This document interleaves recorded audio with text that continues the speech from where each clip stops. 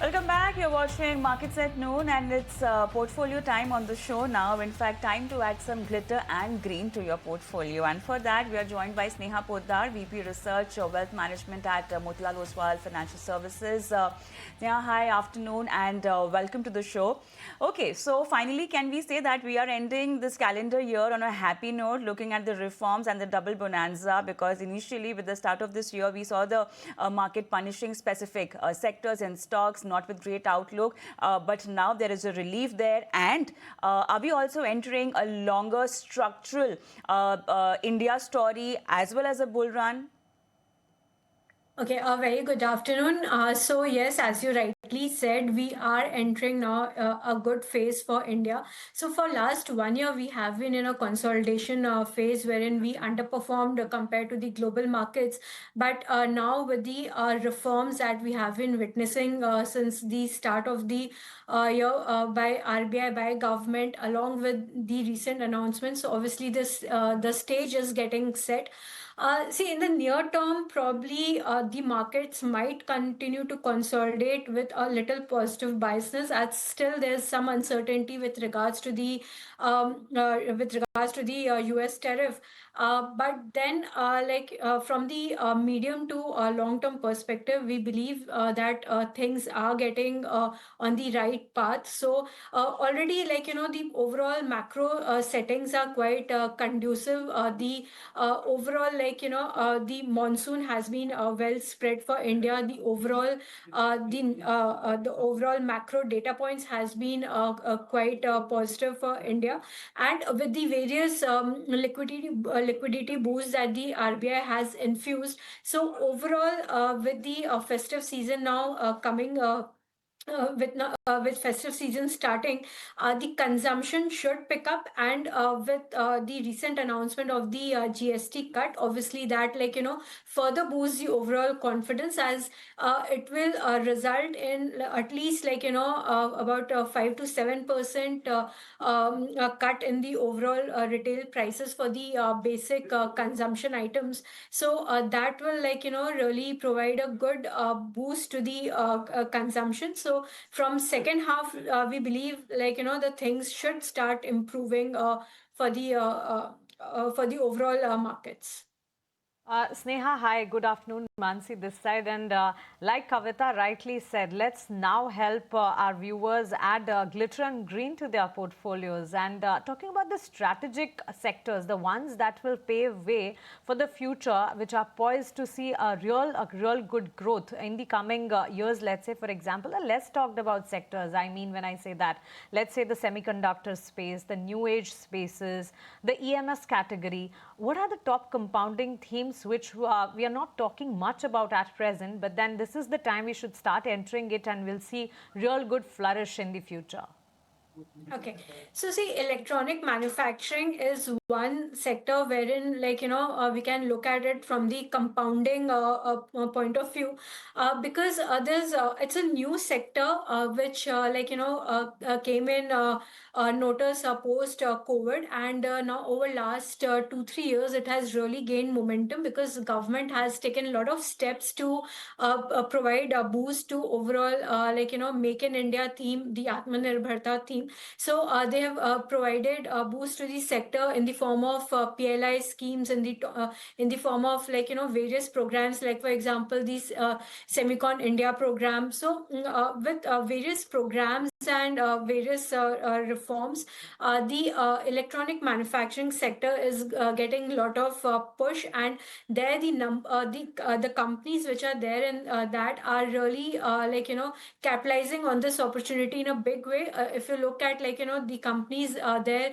earnings are growing anywhere between 30 to 50% at least. So, and this trend is likely to continue for next few years, because the government is quite serious with regards to Make in India theme. So the companies who are into the consumer goods, who are into automotive and the defense or the industrial manufacturing side. So there, those companies would greatly benefit. So electronic manufacturing, we believe, is a big theme which will continue to see the strong growth momentum of 30-50% over the next few years at least. Sneha, can I also get a sense of how you are placed on in SMIDs? And talking about valuation, any pockets over here where you are or where we are looking at time correction still left? So, in terms of time correction as such, probably we can say the pharma space we might witness some more time correction because that space, still we do not have much clarity with regards to tariff announcement. Moreover, the valuations are the companies are fairly valued, especially the CDMO players. They have witnessed a good run up. So valuations are quite fair or slightly on a higher side. And given the uncertainty with regards to US tariffs, so there we might see some sort of time correction. But having said that, from the long-term perspective, one should, if any opportunity does arise in terms of, say, correction in those stocks, or if, the time correction continues, and one can actually start accumulating these CDMO players, for example, Laurus Labs, Biocon, DVs. I mean, here the growth story is definitely there for next few years at least, because they have a very strong pipeline, and they are benefiting in a big way from the CDMO opportunities which is arising from the global players.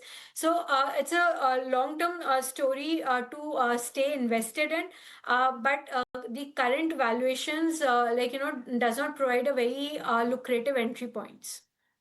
Agreed. CDMO, CRAMS, these are the sub-segments of the pharma space which are less talked about. But Sneha, now that we are talking about all of these sectors, and let's again take a look at the consumption story. With the announcement of GST rate rationalization, a positive one from the Prime Minister, since then we did see the consumption discretionary white goods space doing really well, and that too even before the festive season was about to start. We were anyways talking about the demand of consumptions increasing during the festive season, and right from here on, as we see, it's going to be Ganesh Chaturthi, Diwali, New Year, Christmas, all of it. So absolutely, these pockets are really going to do well. What's your take on the FMCG, the discretionary, the consumption, automobile sector for that matter, which will see real good demand in the coming 5 to 6 months? So see, definitely with the GST cut announcement that has come in, obviously the overall consumption space gets a big boost.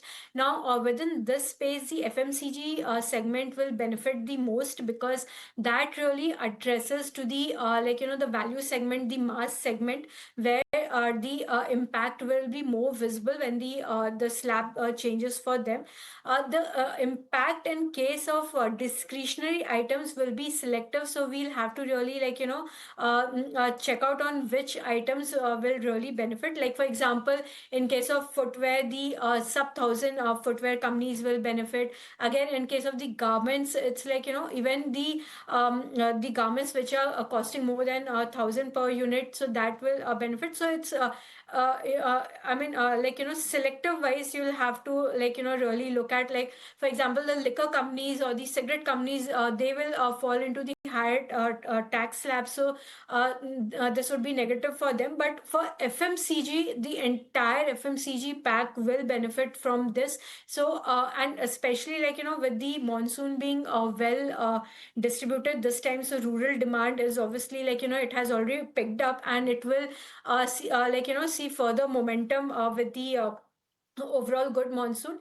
And now with this GST cut, the urban demand, which was really struggling, so that will get a lot of push. So FMCG companies, now with the festive season starting, will again see the revival in earnings, which was really lackluster over last 2 years. So the stocks were just languishing because there was literally no earnings growth, though no volume growth as such.